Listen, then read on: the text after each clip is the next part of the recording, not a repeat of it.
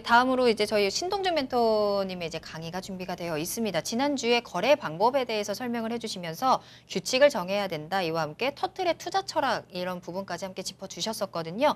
오늘은 이제 좀 더 구체적인 방법들을 좀 짚어주신다고 하거든요. 신동준 멘토님 강의 지금부터 시작할게요.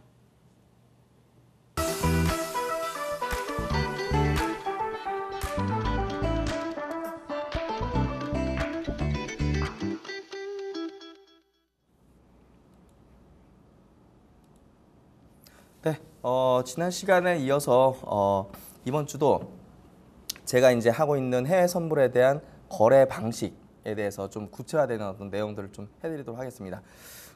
멘티분들하고 계속적인 거래를 하면서 좀 이런 얘기를 좀 하고 싶어요. 이제 거래를 하시는 분들에게 상선약수라는 이제 굉장히 이제 유명한 어떤 고사성어가 있지 않습니까? 그러니까 물 흐르듯 해야 됩니다. 그러니까 굉장히 거슬려고 이렇게 많이 하시는 것 같아요. 고집을 부리거나 그런 것들을 제가 이제 좀 뭐 거래 기법 그리고 뭐 자금 관리, 리스크 관리 이런 어떤 듬성듬성한 부분별로 좀 자세하게 좀 설명드리도록 하겠습니다.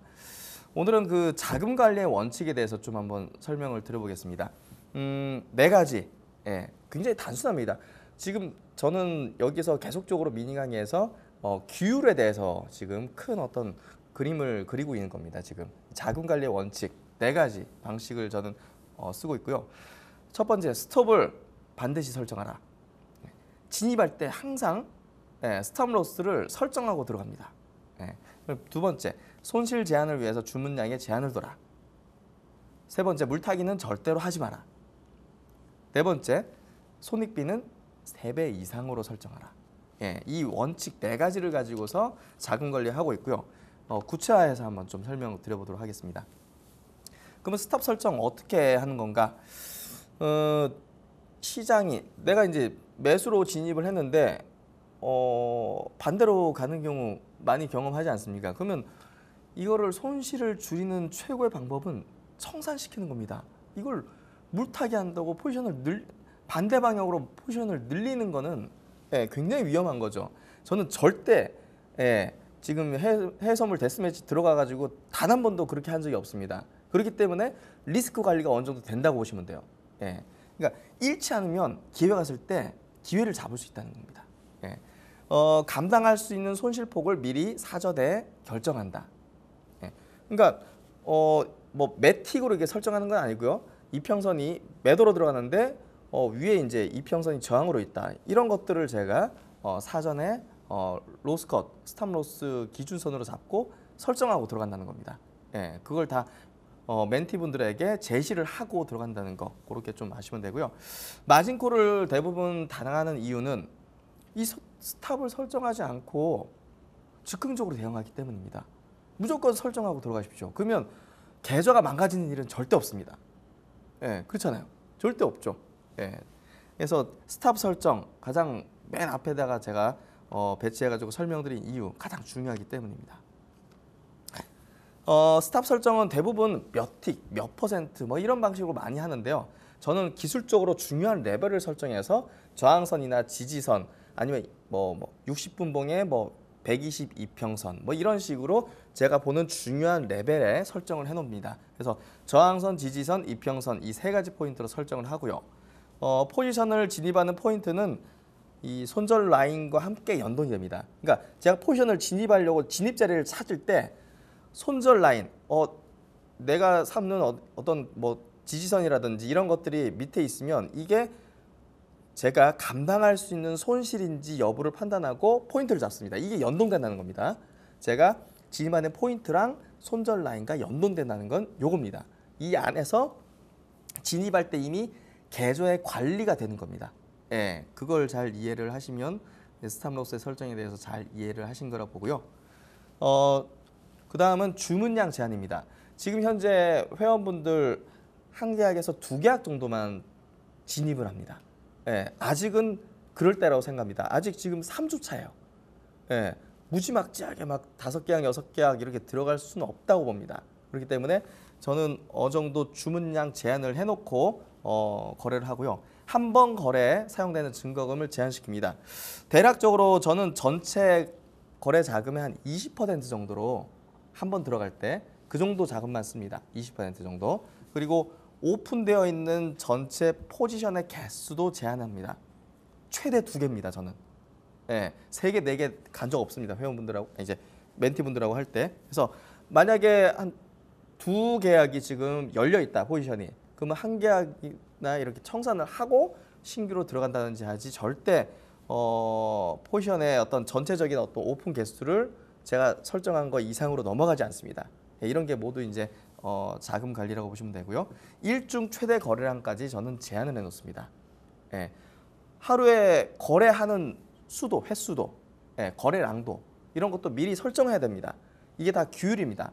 예, 저번 시간에 터틀 트레이딩 이런 거 많이 말씀드렸지만 규정, 규율이 돼 있어야지 이 파생 해외 선물 시장에서 성공할 수 있다는 겁니다. 그리고 이제 물타기 금지. 저는 가장 싫어하는 단어가 코스트 에버리징입니다.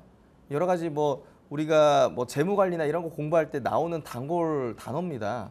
예, 펀드 뭐 살 때도 이렇게 단가를 낮추는 이렇게 코스트 에버리징 효과를 누려야 된다 하는데 저는 가장 싫어합니다. 예, 일반적인 이론에서 나오는 가장 틀린 말이라고 저는 생각을 하고 있고요. 손실이 발생된 포지션에 같은 방향으로 포지션을 추가하는 게 이제 물타기거든요. 예, 이거는 이제 곧 변곡이 온다고 예측하는 위험한 매매라는 겁니다. 예, 내가 지금 매수 잡고 있는데 계속 떨어져서 매수 포지션을 늘리는 거예요. 다시 올라간다고 생각하고 그게 변곡이 온다고 예측한다는 건데 추세는 관성과 유지되는 습성이 있습니다. 확률이 낮다는 거죠. 변곡이 오는 건. 예, 그래서 저는 물타기는 아예 금지입니다. 아예 하지 않고요. 바닥 또는 천장부터 이익을 챙기려는 이 욕심도 같이 있기 때문에 이 물타기를 한다는 겁니다. 예, 그래서 저는 물타기를 한 지 정말 한 10년은 된 것 같아요. 정말 주식도 그렇고 파생도 그렇고 예, 손실 나면 손실 나지 저는 물타기 절대 안 합니다. 매수 물타기의 사례, 예, 요거 한번 보십시오. 첫 번째 샀습니다. 올라가니까 샀어요. 근데 내려갔어요. 내려갈 때 또 음수로 있습니다. 대부분의 사람들이. 근데 여기서 다시 반등 나고 올라가려고 할 때 포지션을 늘립니다. 맞아. 내 생각이 맞았어. 근데 또 내려가요. 또 음수로 있다가 또 올라가면 한 번만 더 늘려보자. 3개 늘렸어요. 또 떨어지면 또 똑같은 현상이 발생합니다. 이러면서 결국 포지션이 왕창 늘어나고 보통 추세 끝단에는 오버슈팅, 언더슈팅이 나오거든요. 그러면 예, 마진콜이 돼버리는 겁니다. 예, 이런 사례들 많이 경험하실 거고 매도 물타기 마찬가지입니다. 올라가는데 내려가니까 셀 잡고 다시 올라갔다가 내려갈 때 또 포지션 내가 맞았어 하면서 늘립니다. 포지션을. 이게 계속 반복되면서 왕창 늘리고 오버슈팅 나올 때 마진콜 당하고 이런 패턴이 계속적으로 반복되고 있다. 기관들의 파산. 그동안 큰 기관들이 파산하는 이유 찾아보면 에버리징의 문제였습니다. 물타기. 계획이 없는 경우가 많았고요. 기관의 경우에는 장기 추세에 대해서 대규모 자금을 베팅합니다. 뭐 채권이라든지 이런 것들을 포지션을 쉽게 변경을 못하는 경우 기관들의 파산이 발생했어요. 이런 것들을 통해서 우리 개인 투자자가 거래할 때도 많은 교훈을 삼아야 됩니다. 뭐 베어링스 은행 같은 경우 뭐 1달러에 팔렸던 사례, 그리고 뭐 롱텀 캐피털, 뭐 서브프라임 되는 베어스턴스 같은 어떤 기업들이 이런 문제로 이제 파산을 받고요. 확률에 대한 맹신. 그 확률은 발생을 거의 안 하기 때문에 포지션을 늘려서 수익을 늘리자. 예. 확률에 대한 맹신이 포지션을 그리고 과도하게 늘리게 되면서 이런 기관들의 파산을 낳았던 그런 사례 우리가 쉽게 역사 속에서 들여다볼 수가 있었고요. 손익비의 설정. 저는 위험 대비 기대 수익률을 1대3 이상이 돼야 된다고 봅니다.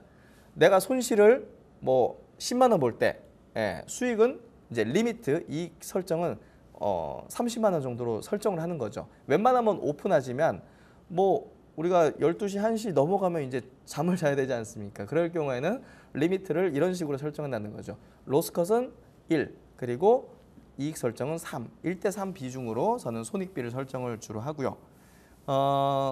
스탑을 20틱 설정하고 리밋도 20틱 설정만 안 됩니다. 1대1로 하면 이거는 잘못된 자금 관리죠. 계좌 관리고.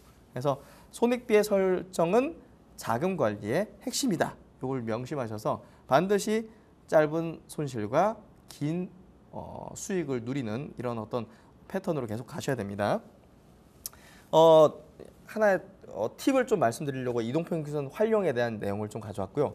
저는 이동평균선 굉장히 중요하게 봅니다. 주식도 그렇고 파생도 그렇고 추세를 곡선으로 표현을 한 거죠. 5일 동안, 200일 동안, 300일 동안 이 가격의 추세를 곡선으로 표현해서 이 곡선의 기울기 자체가 추세의 강도입니다. 그래서 이 추세의 강도가 커질 때 저는 하방 베팅, 상방 베팅들을 하는 방식으로 추세의 관성을 노리는 추세 추종의 어떤 전략을 구사를 하고요. 곡선 이동평균선의 어떤 상승 시에 저항선 역할을 하고 하락 시에는 반대의 어떤 지지선의 역할을 하는 어떤 역할을 하고요. 또 이동평균선 기울기가 급할수록 추세가 강력하기 때문에 저항선이나 지지선을 뚫을 가능성에 저는 베팅을 하고 만약에 저항을 받거나 지지를 받으면 그때는 제가 손절을 하겠죠. 그래서 이런 경우에는 추세 기울기가 급하니까 추세를 뚫을 수 있을 거 아닙니까? 가능성이 높지 않습니까? 그럴 경우에 베팅을 하는 겁니다. 아니면 손절을 하는 거고. 하지만 결국은 우리가 확률에 대한 베팅이 이게 트레이딩이 아니겠습니까? 그렇기 때문에 이런 이제 활용을 이제 이동평균선의 활용을 하고 있고요.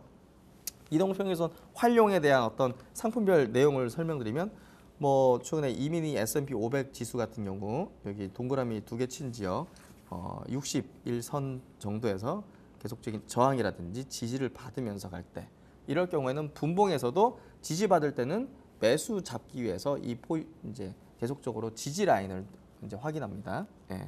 그리고 그다음 이 상품은 이제 유로 스톡스 50 이제 지수 차트인데요.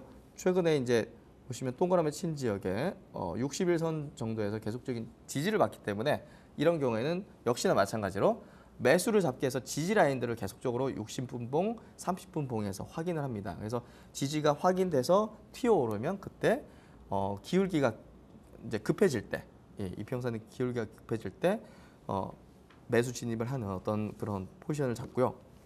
또 크루드 오일 같은 경우 사례도 마찬가지입니다. 이때도 이제 지지가 많이 나왔죠.